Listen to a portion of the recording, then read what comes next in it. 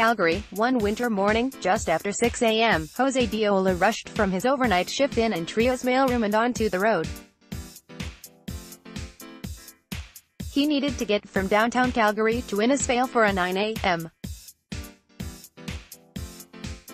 job interview. During the first snowstorm of the year, I didn't get the job, he laughed, years later.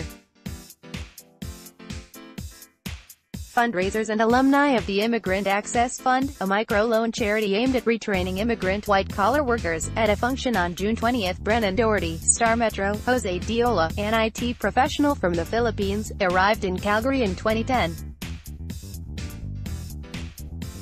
After stints working low-wage jobs, he managed to work his way back into his old profession thanks to a loan from the Immigrant Access Fund. Brennan Doherty, Star Metro. Christy Sarmientos, a Filipino data analyst, now works for Alberta Health Services.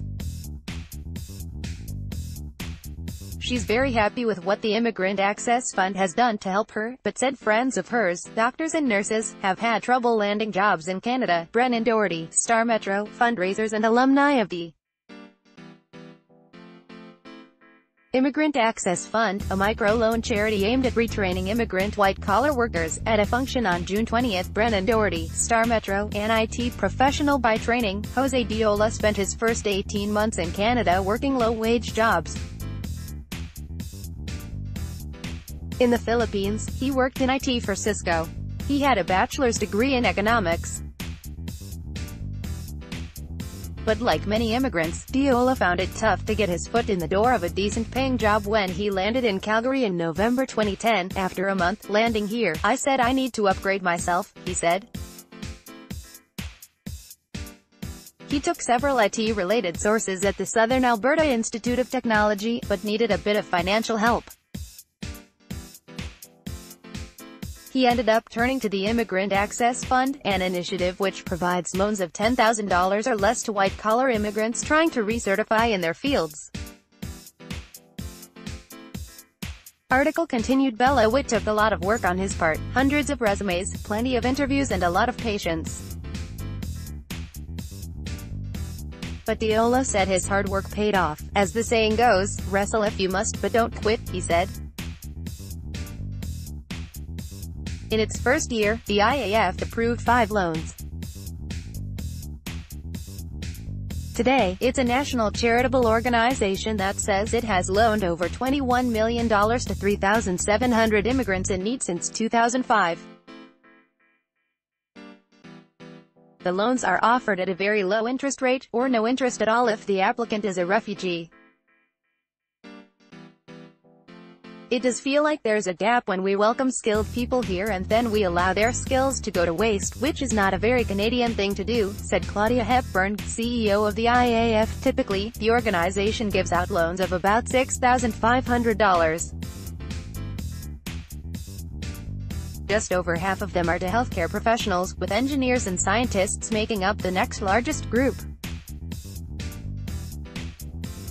Calgary business giants Jim Gray and Brian Felesky guaranteed the first IAF loans, and are still involved with the organization. Many white-collar immigrants who arrive in Canada end up working menial jobs, driving taxis, cleaning toilets, serving burgers, rather than in their field, Felesky said. It can break your heart, he said. Article continued. Diola did his time in these jobs, but has since moved on. He started his own network consulting business, Professional IT Solutions, 2 years ago. He and his wife, and several friends, also opened a daycare center last April. I always wanted to be an entrepreneur, he said. Saving up for a loan on minimum wage is tough, to put it lightly. And immigrants who've participated in IAF's program said that, at the time, they weren't sure if banks or other financial institutions were viable options. We were new to Canada, we didn't know if we'd be able to get a credit card at the time, said Laureline Goodluck, a radiologist from Guyana. She immigrated with her family from Barbados in 2012. He didn't know a lot of things. She asked IAF for a loan in 2014 to pay for some of the exams she needed to become a Canadian radiologist. The exam cost $850, and good luck said she needed to do them twice. Today, she works out of the University of Calgary's research department.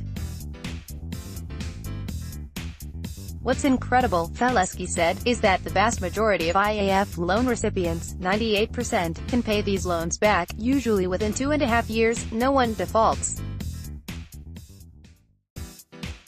It's remarkable, Felesky said. IT or banking professionals who arrive in Canada often have to take a few additional qualifications, whether that's the Canadian Securities course or other less formal qualifications. Healthcare professionals can have it tougher. Christy Sarmientos, a data analyst for Alberta Health Services, was fortunate. She entered Canada as an in-home care worker in 2005.